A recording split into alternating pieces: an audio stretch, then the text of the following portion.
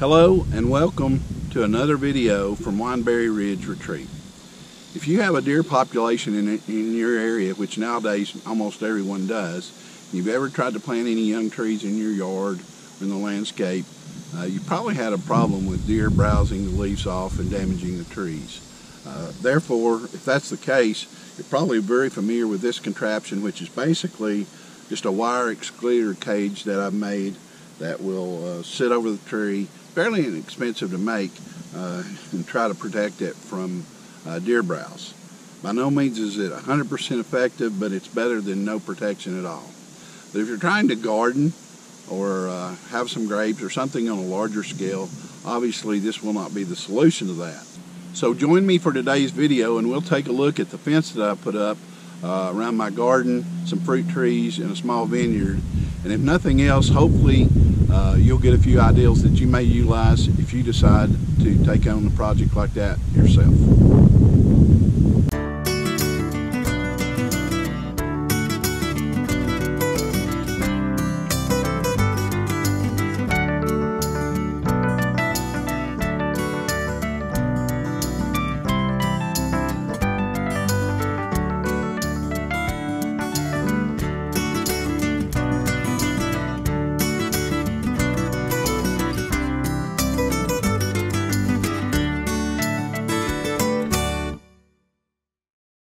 I grew up in Claiborne County, Tennessee, which probably is it's an hour and a half drive. I'm going to guess possibly about 70 miles from here.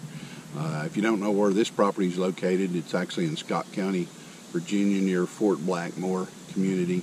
But growing up in Claiborne County in the late 60s and 70s, we didn't have a deer. We didn't have a raccoon, and we certainly didn't have a bear. So three things that are really branched out now and can be found just about anywhere, we didn't have to worry about. So if you put out a garden or a couple acres of corn, anything like that, you had none of those things to worry about. Flash forward 50 years or so, and now if you're trying to grow a garden almost anywhere, even in a suburban area, you just have a huge problem most of the time with deer. So I took a lot of cheap ways to try and limit deer from impacting some of what I was growing. I finally gave up and decided I've owned this property a little over 3 years now. Right off the bat, I knew I was going to, at some point in time, put up a permanent fence that I hoped would keep the deer out.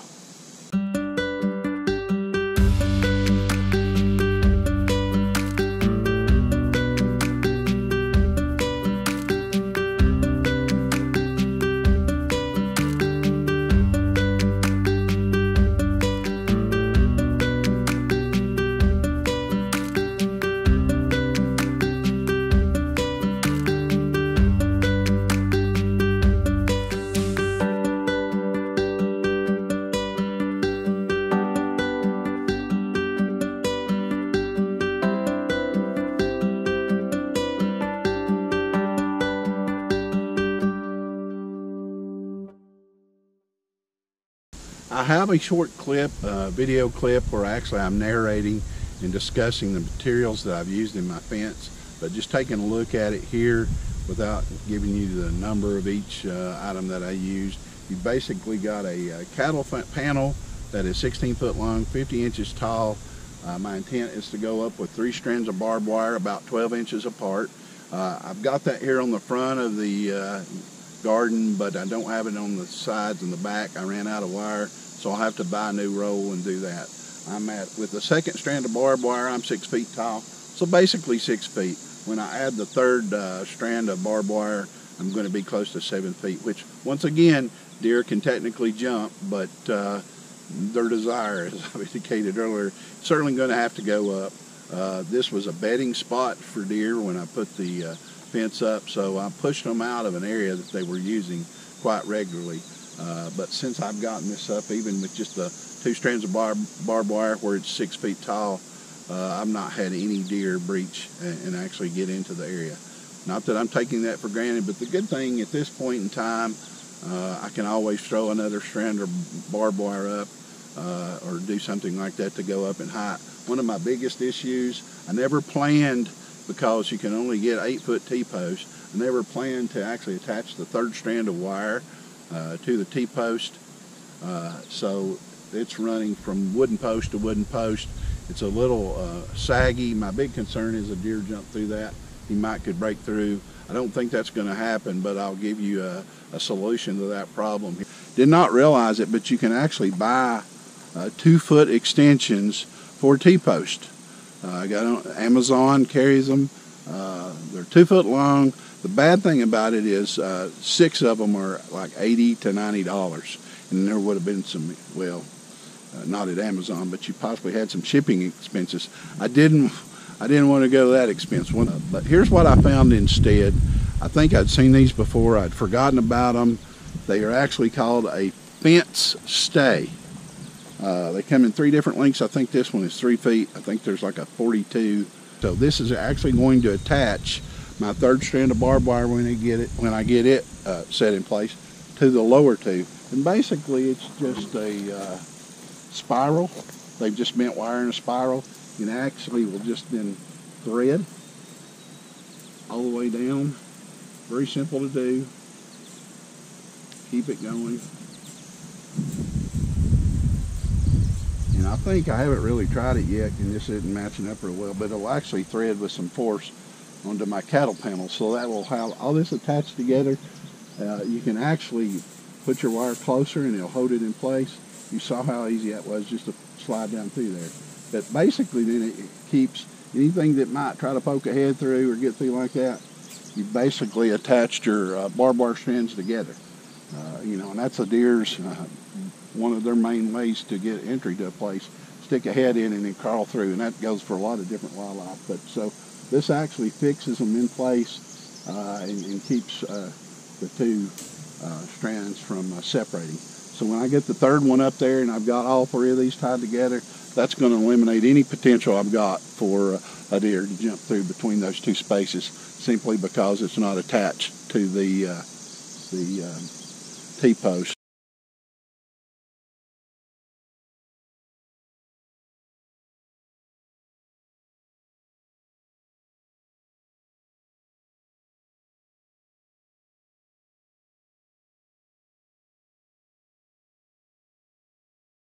So I had a friend that helped me put up probably at least 50% of this fence, maybe more. The rest I put up by myself. Probably the biggest issue I had, especially alone, was driving these 8-foot T-posts. You can't do it from the ground. Initially I was using a step ladder, and you're up there by yourself with the post driver, trying to hold a level on them, get them a certain amount into the ground and that kind of thing. Tough to do by yourself. Literally, and I'm very fortunate, I've got a tractor with a front end loader on it. So after a while, it finally dawned on me things could be easier, and I was pulling the tractor up and leaving the bucket about 1.5 feet off the ground, and it put me up at the level I needed to be. I could leave all my equipment there, get to it without having to get down, and it speeded things up quite a bit. So that's one of the bigger issues with the 8-foot post, because you're going to have to deal with that. And that second person came in handy. They could hold a level while I was driving the post or whatever the case may be. So that was really important. The other biggest mistake I probably made on this, I selected these cattle panels because they're fairly rigid. They'll almost stand in place with just a post in the center. There was no ground preparation done on this, no dozer work or anything like that to flatten things out and level things. Obviously, you're going to add to your cost of the, and if you've got an area where you need to do that, you'll know that. But so my contour slopes on the sides coming this way and then comes back uphill across the back. It's got a deep slope coming back, and actually one point back there where there's a 1.5 foot drop off. The ground just drops off. It's an old road bed or something. So I went into this thinking you could basically put these cattle panels flush end to end and just have this beautiful straight, you know, flush fitting fence line. And trying to correct where that didn't happen is where I ran into some bigger issues, because you're trying to dig some dirt out at the last minute and that kind of thing. That did not work very well at all. I've got about 5 places where the fence is actually bowed out a little bit.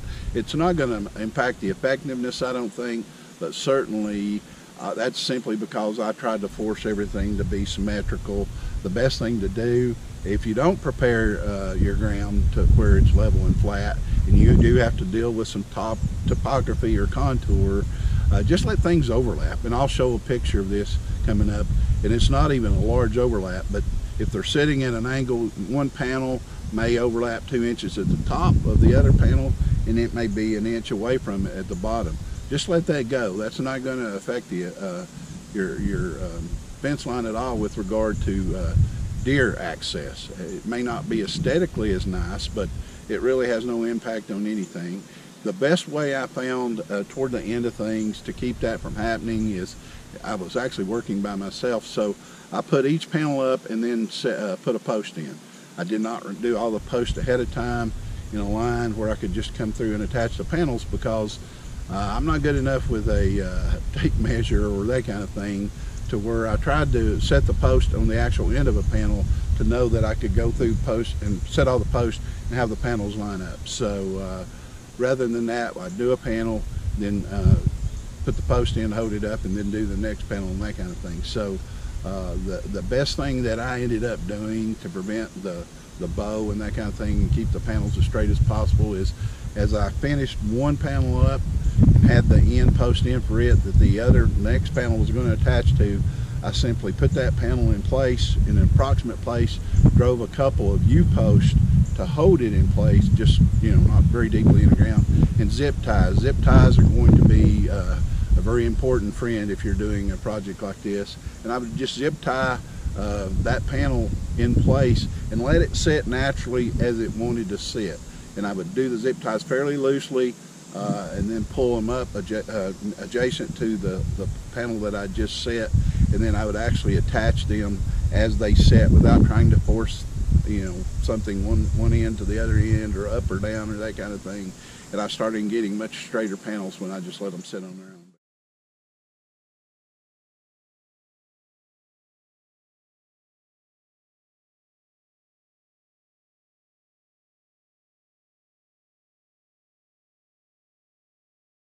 My fence is probably 90% completed. As I noted earlier, I've got another strand of barbed wire to run on the sides, but I've got a bunch of little minor things to do, like take some staples and drive the ends of these in flush so you can't get against them.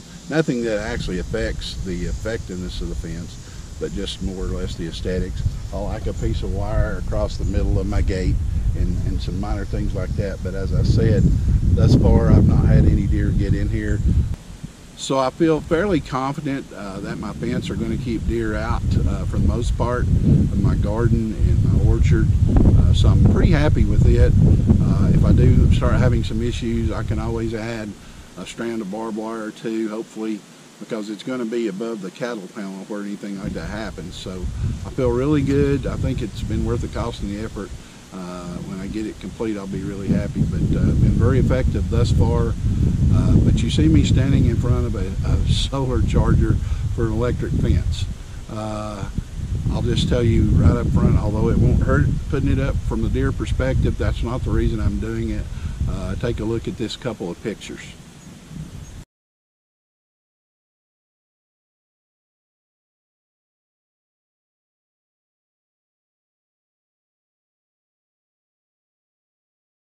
They're here, I've got to deal with them. They would go across this physical fence like it's nothing. So really and truly, the only way to deal with a bear is an electric fence.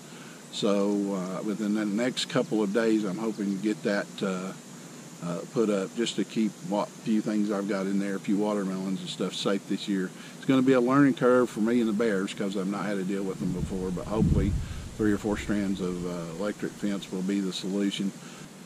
So I hope you've enjoyed this video. As I mentioned earlier, putting up a fence is not rocket science by any means. It's just sometimes we're hesitant to do so and make the effort. But if you get frustrated enough, that desire is going to go up, and you'll be willing to take the time and spend the money if it comes to that.